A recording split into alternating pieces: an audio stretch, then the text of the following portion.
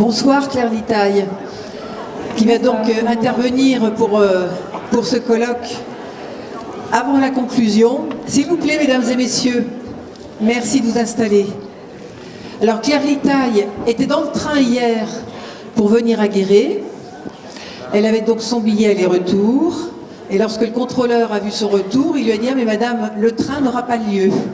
Donc vous ne pourrez pas rentrer chez vous, du côté de Montpellier, ce qui n'est déjà pas la porte à côté. » Donc Claire Litaille, pour des contraintes professionnelles, a dû prendre le train retour hier, si elle voulait être à son travail demain, ce qui fait que nous l'avons en visioconférence. Mais elle n'y est pour rien, mais on peut remercier la SNCF. Voilà. Alors, Claire Litaille, vous êtes docteur en sciences cognitives, vous êtes chercheur contractuel également à l'Université technologique de Compiègne, et le département de la Creuse vous a sollicité pour une étude que vous avez réalisée en mars 2023 et que vous allez nous présenter, une étude sur la trajectoire des enfants placés, et votre présentation s'appelle également, bien sûr, trajectoire d'enfants acteurs, et c'est dans la suite logique que ce que l'on vient d'entendre, ce qui est, ma foi, parfait. Claire Litaille, la parole est à vous. Merci. Merci. Est-ce que vous m'entendez bien? Parfait. Oui, très bien. Et deuxième chose, est-ce que vous voyez ma présentation? Aussi. Aussi. C'est génial. Merci beaucoup. Alors bonjour à toutes et à tous. Je vous vois pas, mais j'imagine des personnes présentes avec encore un peu d'énergie pour cette présentation. En tout cas, j'espère. Je vais essayer d'être un peu dynamique pour pas vous perdre. Avant tout, un grand merci aux organisateurs de cette journée, et puis merci de me donner la parole pour présenter cette étude qui est donc intitulée Trajectoire d'enfants placés, trajectoire d'enfants acteurs. Je suis à la fois très heureuse de pouvoir vous présenter ces résultats, puisque c'est une étude qui a commencé en mars, mais qui s'achève juste maintenant et qui n'est d'ailleurs pas tout à fait terminée. Et je suis aussi un peu frustrée de ne pas pouvoir vous la présenter physiquement et être parmi vous ou voir. Effectivement, hier dans le train, j'ai dû faire demi-tour et c'est pas les meilleures conditions pour moi, mais on va faire avec. Donc je suis Claire Litaille, chercheuse à l'Université technologique de Compiègne, docteur en sciences et techniques de la cognition, et depuis 6 ans, mes travaux portent sur les trajectoires de vie. Et aujourd'hui, on va parler précisément de trajectoires d'enfants placés. Alors, on a beaucoup entendu parler de la parole de l'enfant aujourd'hui, et j'ai choisi de partir d'un extrait d'une lettre envoyée par une jeune fille à l'ASE. Elle a 17 ans. Et elle écrit dans cette lettre « Je me permets de vous écrire pour vous demander d'accéder à mon dossier. Cela me ferait du bien de le consulter afin que je puisse comprendre mon passé et savoir comment gérer mon futur. Merci d'avance. » J'ai choisi de partir de cet extrait parce que je le trouvais intéressant dans le sens où on a affaire en fait à une jeune fille qui manifestement est désireuse de comprendre son histoire, et non seulement pour le moment présent, mais aussi pour pouvoir mieux aborder son avenir. Et c'est précisément ce que je propose de faire avec l'analyse par les trajectoires. Donc brièvement, je vais présenter le contexte de l'étude, d'où elle sort cette étude, qui en sont les acteurs, quelle est sa raison d'être. Puis nous verrons comment elle a été mise en œuvre. Ensuite, je vous présenterai le cadre et la méthode utilisée. Puis je vous présenterai les résultats au bout de 9 mois de travail. Et enfin, nous terminerons sur une petite conclusion et les perspectives de travail. Le contexte de l'étude, donc c'est une étude qui porte précisément sur les trajectoires d'enfants placés sous contrainte judiciaire en 2022. C'est une étude qui est réalisée pour l'ODPE. Alors, d'où est-ce que je vous parle un peu précisément? Les sciences cognitives, c'est pas forcément très parlant. Donc concrètement, qu'est-ce qui justifie un peu que ce soit moi qui mène cette étude? J'ai travaillé durant mon doctorat sur les trajectoires de radicalisation de djihadistes. J'ai travaillé à partir de matières biographiques récoltées lors des procès auxquels j'ai assisté et que j'ai suivis. Donc dans ma thèse, j'ai présenté une méthode d'analyse de trajectoire et l'analyse de 4 trajectoires de personnes radicalisées ayant commis un attentat. Et avant ça, j'avais déjà, disons que mes premières recherches ont porté sur les droits de l'enfant et la protection de l'enfance, puisque j'ai suivi un master interdisciplinaire en droit de l'enfant en Suisse, et que mon mémoire de recherche portait sur l'engagement volontaire des enfants combattants dans des conflits armés. Voilà, donc il y a aussi toute cette posture en droit de l'enfant depuis laquelle je m'exprime. Ensuite, qui a commandé cette étude? C'est l'ODPE. En 2021, le premier rapport de l'ODPE a soulevé qu'il y avait en Creuse un fort taux de judiciarisation des mesures, compte tenu de la densité de la population et par rapport aux autres départements français. Donc c'était un peu la problématique de départ qui justifiait que l'ODPE cherche à collaborer avec un chercheur ou une chercheuse.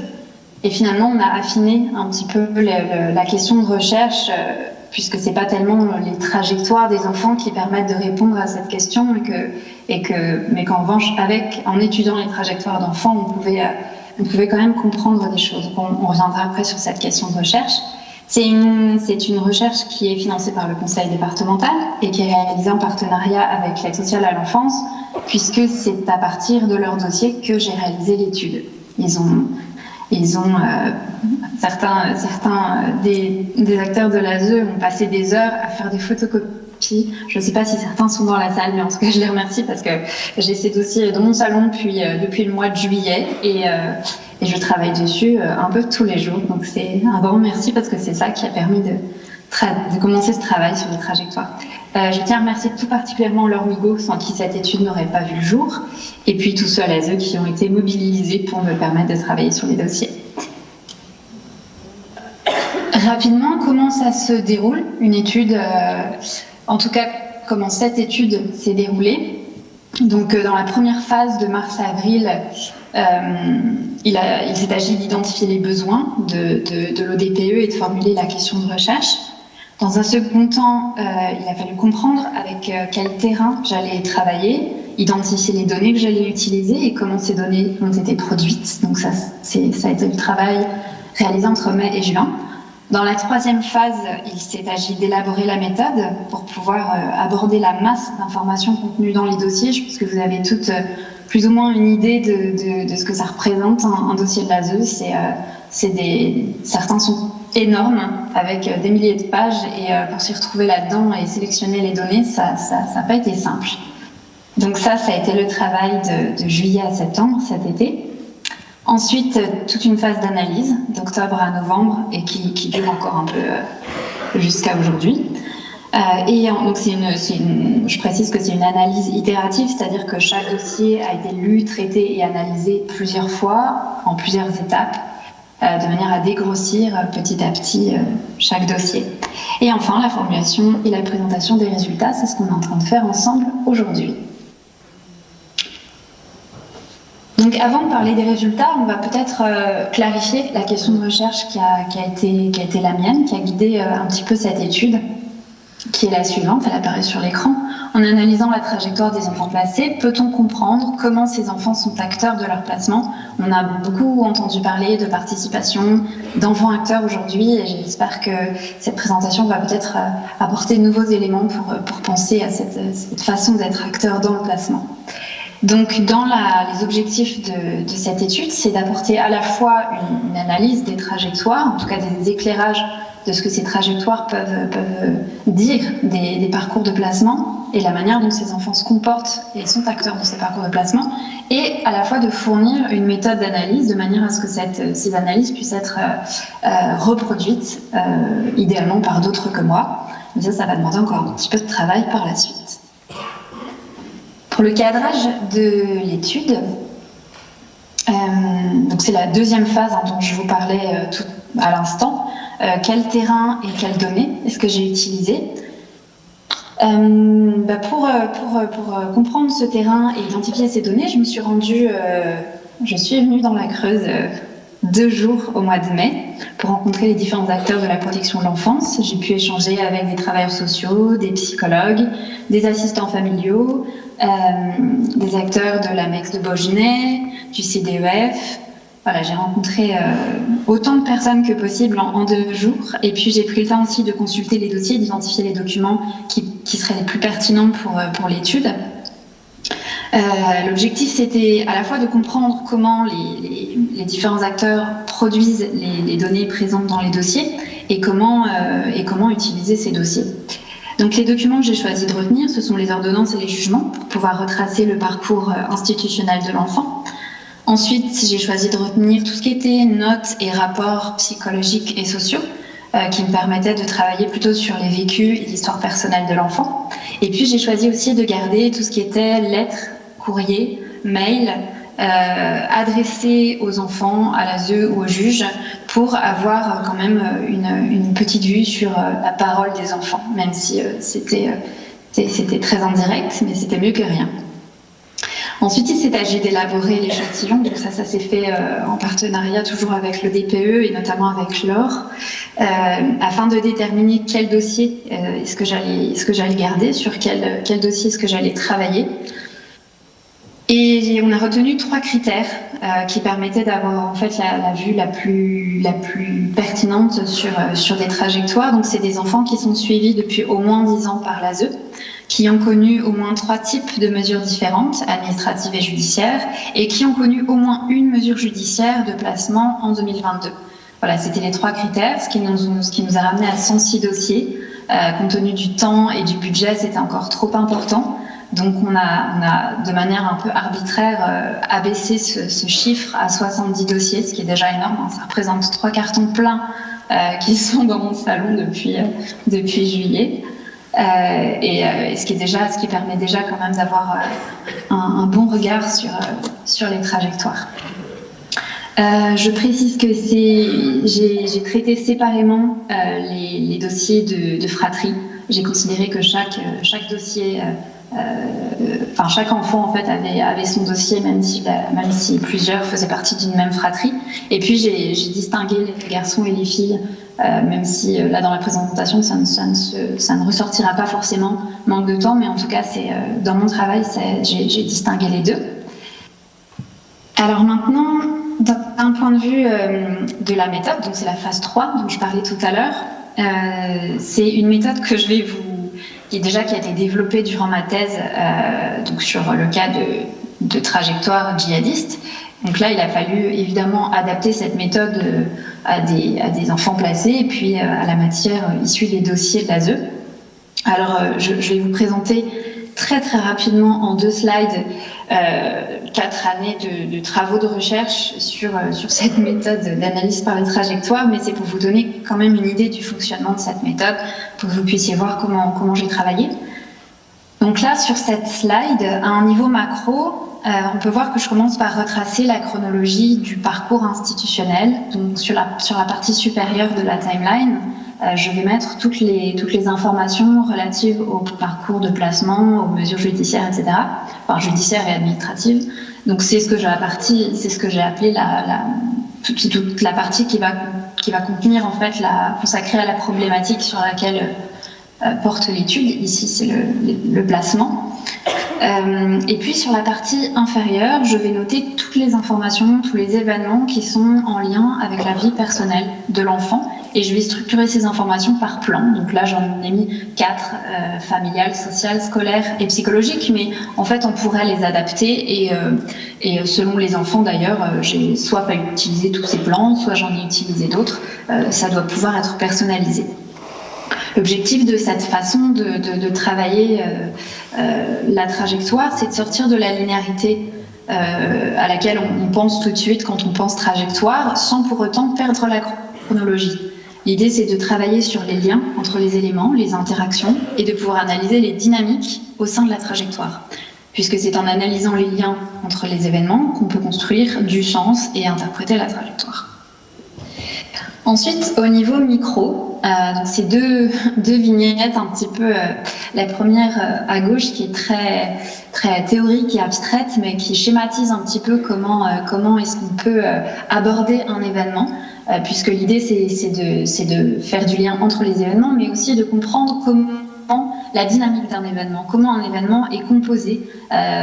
Et donc on voit qu'il y a différents composants à un événement, un fait qui va être influencé par un contexte. Ce fait va provoquer un vécu chez l'enfant. Ce vécu induit une action et c'est cette action finalement qui va ensuite avoir des répercussions sur la suite de la trajectoire. Et puis à droite, on a une illustration un peu concrète pour sortir de cette abstraction théorique. C'est un cas extrait d'un dossier Donc c'est le père de M qui a fait une tentative de suicide. M a 6 ans. Donc là, le fait dans cet événement qui est la tentative de suicide, c'est la tentative de pendaison du père. Le contexte qui est autour de ce fait, c'est la dépression et l'alcoolisme des parents. Et c'est le fait que le papa a impliqué sa fille dans sa tentative de suicide et que sa fille a 6 ans à ce moment-là. Les vécus, c'est évidemment un traumatisme, un choc, un conflit de loyauté qui se réactive et un sentiment de culpabilité très important. Et à court terme, les actions qu'on peut observer, c'est que la petite a prévenu sa mère, ce qui a permis de sauver le père. Et puis, à plus long terme, on a pu observer qu'elle s'est désinvestie de l'école et qu'elle a adopté des attitudes conflictuelles avec les autres, alors que c'était normalement une bonne élève, voire une très bonne élève, qui avait de bonnes relations avec ses camarades, ce qui marque vraiment la rupture de cet événement dans sa trajectoire et ce qu'on pourra mettre en lien avec des événements extérieurs par la suite. Ça, c'était uniquement pour illustrer un petit peu comment un événement, en fait, recèle une dynamique interne qui va jouer dans la trajectoire. Concernant maintenant les résultats, puisqu'il faut y venir, j'ai indiqué que c'est les premiers résultats parce que je n'ai pour le moment analysé que 60% des dossiers. De manière approfondie, je les ai tous lus, mais je n'en ai encore analysé que 60%. Il me reste une petite trentaine à analyser. Mais déjà, avec ces 60%, on voit des choses se dégager très clairement, et notamment 3 types de trajectoires qui se distinguent en fonction de la manière dont les enfants sont acteurs dans leur trajectoire et dans leur parcours institutionnel. Donc il y a les trajectoires d'enfants résilients. Je mets des guillemets sur chacune de ces étiquettes voilà, il s'agit de ne pas rester sur ces étiquettes, mais de voir ce qu'il y a de dynamique à l'intérieur et en quoi ce sont finalement des caractéristiques et des tendances qui sont amenées à évoluer et qui bougent au cours de la trajectoire. Donc il y a des trajectoires d'enfants plutôt résilients, c'est 54% de l'échantillon, enfin en tout cas des trajectoires analysées déjà. Des trajectoires d'enfants plutôt rebelles et des trajectoires d'enfants plutôt instables. On va voir en détail ce qui caractérise chacune de ces trajectoires, mais avant ça, quelques remarques. D'abord, dans l'enfance, la majorité sont, en tout cas dans les dossiers, ce qui apparaît, c'est que c'est des enfants qui sont quand même plutôt résilients. Et puis, c'est plutôt vers l'adolescence qu'on voit des schémas comportementaux se distinguer, se dessiner. Donc finalement, tous les dossiers d'enfants qui sont en dessous de 12-13 ans mériteraient d'être relus et réanalysés d'ici quelques années. Ensuite, ce qu'il faudrait noter, c'est que certaines trajectoires ont des caractéristiques de 2 types différents. Alors, j'en ai pas trouvé avec les caractéristiques des 3 types de trajectoires, mais en tout cas, il y a pas mal de trajectoires qui ont des caractéristiques d'enfants à la fois résilients et rebelles, ou à la fois rebelles et instables, etc. C'est important de le préciser. Et du coup, dans les chiffres, dans les pourcentages que je vous donne, quand il y a les caractéristiques de 2 types de trajectoires, eh bien, je les ai comptées dans les deux types de trajectoires. Voilà. Pour en arriver un peu concrètement sur ces... Ah oui, si, j'ai oublié une toute petite chose importante, c'est que les enfants qui sont en situation de handicap, et il y en a beaucoup, en fait, j'ai considéré ça comme une spécificité. Ce sont des enfants qu'on retrouve en fait dans les différentes trajectoires, et c'est pas parce qu'ils sont en situation de handicap qu'ils constituent un type à part entière. Au contraire, on les retrouve, ils ont les mêmes caractéristiques résilients, rebelles ou instables que les autres. Simplement, c'est des caractéristiques qu'il faut c'est une spécificité, leur handicap qu'il faut pouvoir appréhender, je pense, distinctement. Alors, concernant maintenant les résultats, je précise et j'insiste vraiment là-dessus. Ce sont pas les étiquettes qui comptent ici, il fallait nommer un petit peu pour clarifier mon propos, mais c'est vraiment pas, il faut vraiment pas s'arrêter sur ces termes que j'ai mis entre guillemets, et plutôt s'intéresser à ce qu'on met dedans, quelles sont les caractéristiques et les tendances qu'on observe dans ces étiquettes et qui sont évolutives. Donc les trajectoires des enfants dits résilients, qui sont majoritaires puisque 54% des dossiers que j'ai déjà analysés, ce sont des enfants qui sont repérables lorsque l'enfant parvient à investir le milieu scolaire en plus de son milieu de placement. C'est souvent des élèves qui sont sérieux, impliqués, autonomes. C'est des enfants souvent très anxieux ou angoissés, qui ont besoin d'être beaucoup rassurés et soutenus, mais qui acceptent, voire qui sollicitent de l'aide. Ils ont généralement pu investir leur lieu de placement et créer des liens de confiance avec leur assistant familial ou leur référent. Concernant la dynamique familiale de ces enfants, ce sont des enfants dont un parent généralement est fragile psychologiquement, dépressif ou suicidaire, qui souffrent peut-être d'une maladie psychiatrique nécessitant du soin, ou alors d'un parent victime d'inceste ou de violence, ou d'un parent handicapé. On note que les enfants ne sont généralement identifiés à aucun des deux parents. C'est bien souvent l'assistant familial qui incarne cette figure identificatoire. Et ce sont des enfants qui vont chercher souvent à se distancier des modèles parentaux. Pour sortir de la typologie un peu froide et théorique, j'ai choisi d'illustrer chacun des types de trajectoires avec des événements choisis. Donc là, c'est un exemple. C'est l'exemple d'une jeune qui a, au sujet d'une visite médiatisée avec sa maman, qui s'exprime à l'ASE et qui dit 1 heure de visite par mois avec maman, c'est assez, car souvent on n'a pas grand-chose à se dire et on doit souvent l'écouter se plaindre par rapport à chez elle. Ici, on retrouve des caractéristiques de ce que je pouvais dire par rapport à la dynamique familiale. Le contexte par rapport à cette visite médiatisée, c'est que c'est une jeune fille qui est placée depuis ses 3 ans et que sa mère souffre d'une déficience intellectuelle.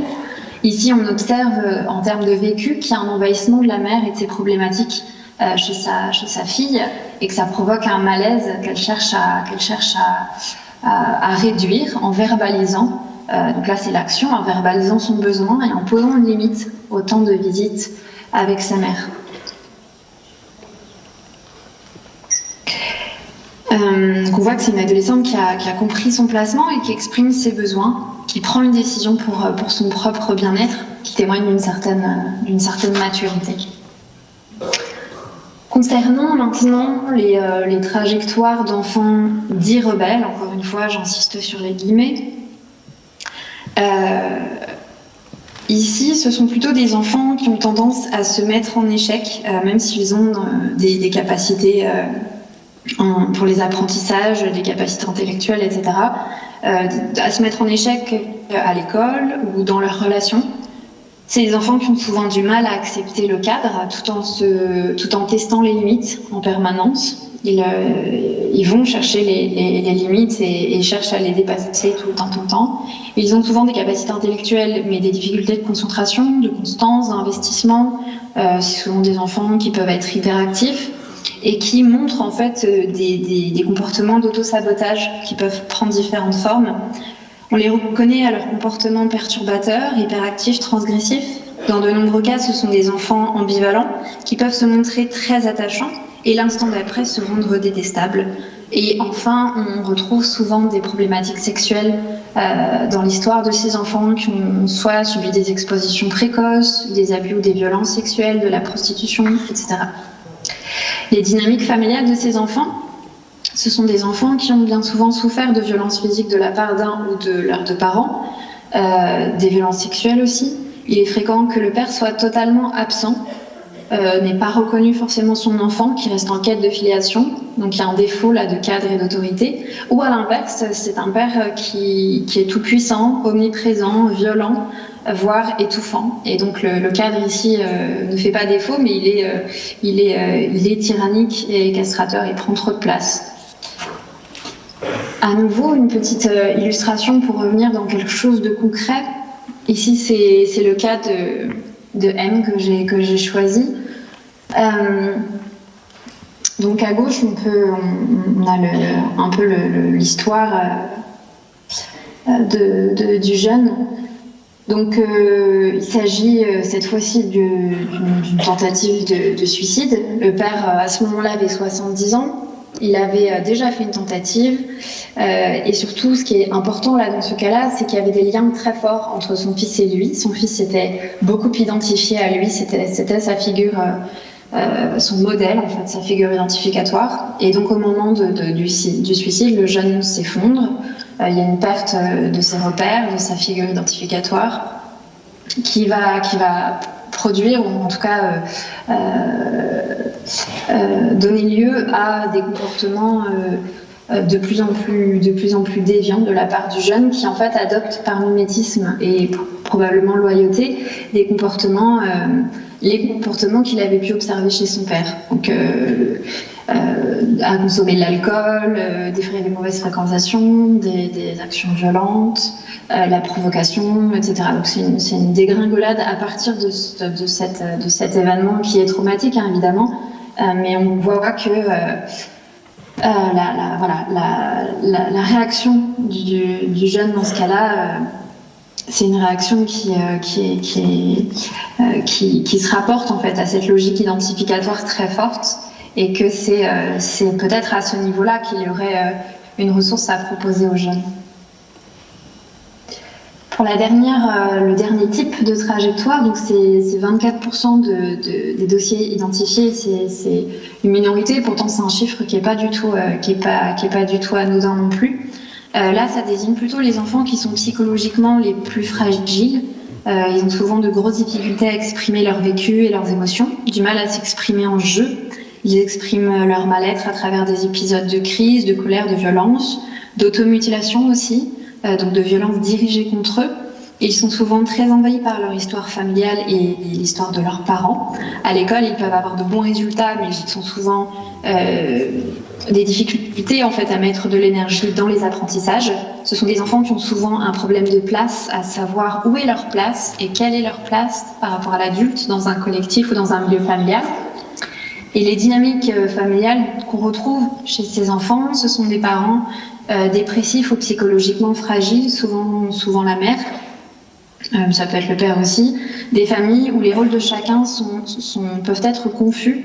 C'est souvent un membre du second cercle familial qui s'est occupé de l'enfant, donc un grand-parent, un oncle, une tante, et on note un délaissement parental et donc une blessure abandonnique chez l'enfant. Voilà, ce sont un peu des caractéristiques familiales qu'on retrouve fréquemment. Et donc là, pour illustrer ce type de trajectoire, j'ai choisi un nouveau cas. Donc c'est une jeune fille qui s'exprime en ces mots. Elle dit « La vie n'est pas belle, elle n'a aucun sens. De toute façon, moi je veux mourir. J'ai déjà essayé mardi. Je sais que si je coupe les veines là, je peux mourir. Et j'ai pris une aiguille et j'ai piqué là. » Donc elle prononce ces mots après un accès de colère. Elle a tenté de s'entailler les veines. Pour le contexte, son père est schizophrène en hôpital psychiatrique. Il est soupçonné de violences sexuelles sur sa fille et la mère est absente de la vie de sa fille. Ici, on constate chez cette jeune qu'il y a un débordement émotionnel dans sa colère, un besoin d'exprimer son mal-être et un besoin d'être entendue. Et finalement, dans l'action qu'on peut observer, on voit qu'elle fait en sorte d'être vue et entendue dans son mal-être, probablement comme un appel à l'aide. Donc les conclusions, puisqu'il faut conclure quand même, sur ces premiers résultats, d'abord on remarque que c'est des résultats qui sont relativement genrés. Alors ici j'ai pas indiqué les chiffres garçons et filles, mais j'ai vraiment travaillé de manière distincte les dossiers. Et en fait on s'aperçoit qu'il y a plus de filles résilientes et instables et plus de garçons rebelles. Alors ça fait un peu stéréotypé. Après on peut s'interroger sur peut-être les facteurs, les causes sociales. C'est peut-être mieux accepté qu'un garçon exprime sa colère, ses émotions, sa violence que chez les filles, même si évidemment on trouve des filles rebelles aussi. Ensuite, ce sont des résultats qui sont, je pense, encourageants, puisqu'a priori on a quand même une majorité d'enfants résilients. et une minorité d'enfants instables. C'est encourageant, je trouve, pour les travailleurs sociaux, puis tous ceux qui travaillent auprès de ces jeunes. Et enfin, je n'ai pas développé les cas des trajectoires d'enfants en situation de handicap. En fait, ils sont là, ils rentrent dans les chiffres. J'ai pas du tout parlé de leur handicap. D'abord parce que je suis pas du tout spécialisée là-dessus, et ensuite parce que j'ai pas forcément le temps de m'attarder là-dessus. Cependant, c'est des enfants qui sont nombreux. Il y a beaucoup de dossiers d'enfants qui sont en situation de handicap, qui présentent des spécificités qu'il faudrait pouvoir analyser particulièrement. Et enfin, les perspectives. Alors, idéalement, ce serait de pouvoir tester comment les acteurs de la protection de l'enfance pourraient se saisir de cette méthode, l'appliquer. Donc peut-être en organisant pour commencer des ateliers, ou pour peut-être en travaillant avec un comité des jeunes. Ce sont juste des idées que j'ai pour le moment. Ensuite, ce serait intéressant de confronter la matière des dossiers à la parole des enfants. Alors peut-être des enfants qui sont en contrat jeune majeur, ou qui ont été placés puis qui sont aujourd'hui adultes. Et puis, voilà, ce serait intéressant de les faire travailler eux-mêmes sur leur trajectoire, éventuellement avec cette méthode. Et enfin, on a parlé des mineurs non accompagnés, mais je trouve que ce serait intéressant de travailler spécifiquement sur le cas des trajectoires de mineurs non accompagnés, puisqu'on les a d'emblée mis de côté lors de l'échantillonnage, puisqu'ils ont en fait des problématiques bien spécifiques, et que ça aurait faussé un peu l'étude que de les mettre avec les autres enfants. Et puis j'y ai pensé tout à l'heure, donc c'est pas dans la slide, mais je le rajoute. Ce serait aussi intéressant de travailler sur les trajectoires de fratrie. C'est vrai que j'ai beaucoup de fratries, il y a beaucoup de fratries à l'ASE, et je trouve qu'il y a des logiques vraiment intéressantes qui ressortent là de l'étude.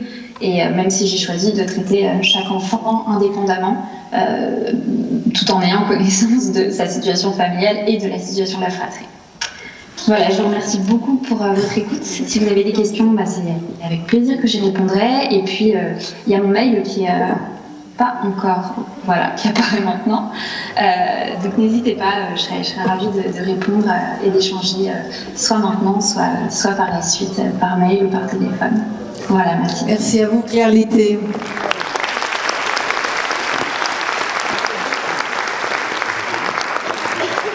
Alors, on voit la dimension du travail que vous avez réalisé en listant en effet tous ces dossiers et toutes ces personnes finalement qui sont derrière ces dossiers, avec des trajectoires de vie terribles, mais en même temps très riches en événements, en traumatismes.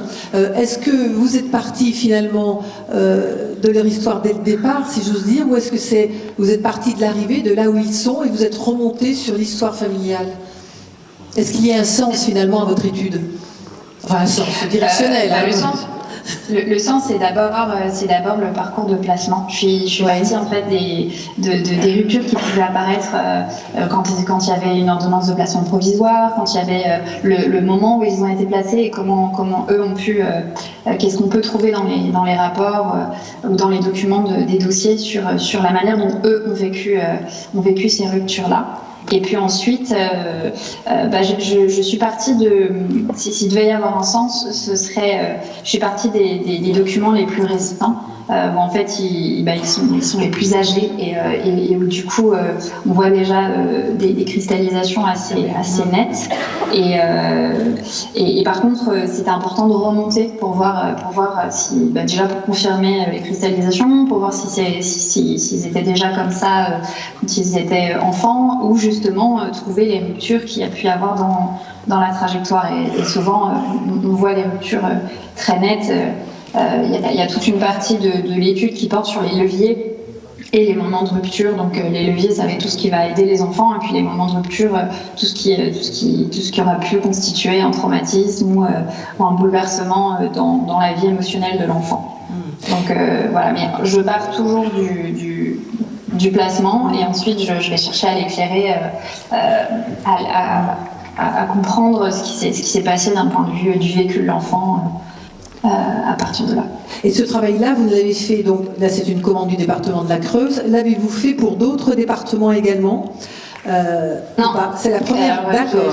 J'aimerais bien, mais non. Donc la Creuse est pilote quand même sur cette étude. C'est ça, exactement. Oui. Merci à vous. Alors mesdames et messieurs, souhaitez-vous questionner Claire Littet sur cette présentation et l'étude qu'elle a menée à partir de dossiers que certains d'entre vous lui ont peut-être fournis ou lui ont sans doute de toute façon fournis.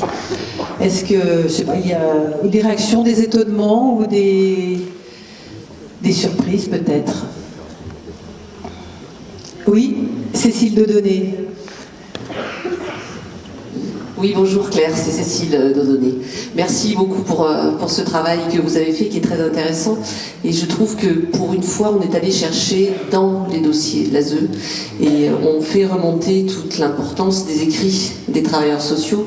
Je pense que ça peut aussi être important pour eux, valorisant sur leur travail, parce que c'est grâce à ce qu'ils ont écrit que finalement vous arrivez à trouver des trajectoires et à faire effectivement une analyse très intéressante, même si elle n'est effectivement pas encore terminée, et que dans ces 3 catégories que vous avez déterminées, eh bien on reconnaît tous, je pense, des enfants que nous connaissons. Alors après, effectivement, vous les avez appelés résilients, rebelles, peu importe après tout, mais on voit bien effectivement que ces trajectoires, elles nous parlent. En tout cas, je vous remercie beaucoup pour votre travail. Et puis effectivement, je remercie de vive voix, vous l'avez dit, les collègues qui ont fait toutes les photocopies cet été. Je pense que c'est quand même très important que les personnes qui sont présentes dans la salle sachent qu'en amont, il y a eu aussi les petites mains de l'ASE qui ont beaucoup travaillé, et je les en remercie, j'en profite. Oui, sans ça n'aurait pas été possible de faire ce travail. Et juste, j'en profite pour Claire Littet, rebondir sur... Oui, pardon, allez-y.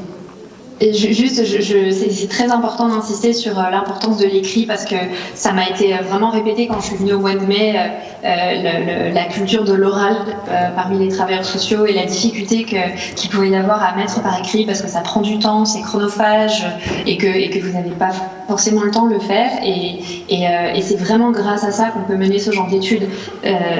C'est quand on fait de la recherche, c'est nécessaire d'avoir de l'écrit. Quand j'ai travaillé sur les procès, c'était pareil, c'était tout oral et c'est extrêmement compliqué. Il faut qu'on puisse passer par l'écrit. Donc voilà, c'est important de souligner ça, et merci Cécile d'avoir éclairé, souligné ce fait-là. Des réactions, mesdames et messieurs? La journée était dense, c'est vrai. Non, personne. Vous allez retrouver de toute façon les différentes présentations, puisque je vous le rappelle, la journée a été enregistrée, donc d'ici 48 heures, ça sera sur le site de l'ODPE. Claire Littet, juste une dernière question avant de vous libérer. Qu'est-ce qui vous a le plus surpris, le plus étonné en tant que chercheur lorsque vous avez travaillé sur ce dossier?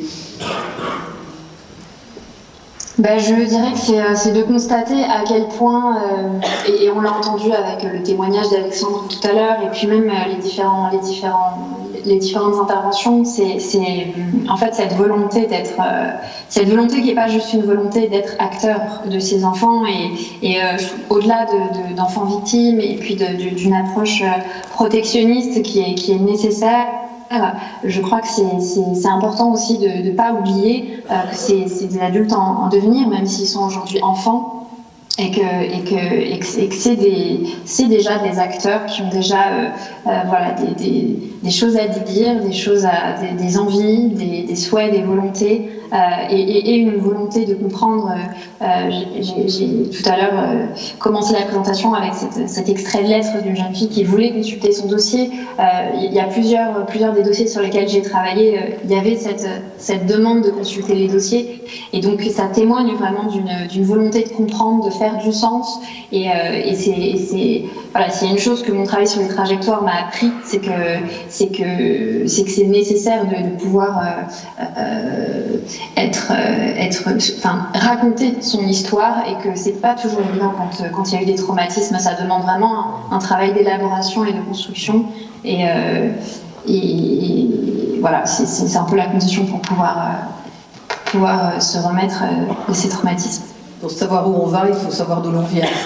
C'est ce qu'éventuellement Ouais, ça peut résumer. Merci beaucoup en tout cas, Claire Litté, pour ce gros travail. Sans doute serez-vous amené à en faire d'autres, on ne sait pas, puisque voilà, il y a tellement de choses à analyser, à comprendre pour aider. Merci beaucoup en tout cas pour votre intervention et à une prochaine fois alors sans doute. Merci à vous. Merci à vous. Et nous allons accueillir Laurent Chevreux pour la conclusion de ce colloque, de cette 3e édition de conférence de l'ODPE. Madame la vice-présidente du conseil départemental. Et en attendant que vous arriviez, je vous rappelle donc l'enregistrement de ces travaux si vous souhaitez retravailler dessus. Et puis avant de partir, vous laissez bien vos badges. Il y a un carton à l'accueil pour déposer vos badges. Voilà, c'est une question écologique finalement aussi. Voilà. Madame Chevreux, c'est à vous. Voilà, faut appuyer là et quand c'est allumé, ça fonctionne. Voilà. Oui, comme vous l'avez dit, cette journée fut dense, riche en témoignages, en émotions, en tout cas pour ma part, en informations, en questionnement. Comme je vous l'ai dit ce matin, la protection de l'enfance, elle relève de notre responsabilité commune, collective. Donc, vous, les professionnels de la protection de l'enfance, je ne doute pas que vous saurez vous remettre en question, questionner vos pratiques, utiliser les conseils qui vous ont été donnés, les témoignages. Je sais combien vous êtes engagés dans votre mission qui est si difficile. Mais de mon côté, moi je ressors avec une responsabilité alourdie au terme de cette journée, parce que j'ai bien compris que la formation était vraiment importante pour qu'on soit réellement dans la protection de l'enfance, pour que ce recueil de la parole soit vraiment efficient, et puis qu'on puisse savoir quoi faire de ce recueil de parole. Je l'ai bien entendu. Donc, comme je l'ai dit au docteur Benkemoun tout à l'heure, je n'ai pas la possibilité d'amener la France au niveau du Canada. Par contre, au niveau de ma collectivité, je m'engage à faire remonter ce message et puis à trouver les moyens nécessaires pour que cette formation puisse se mettre en place le plus rapidement possible.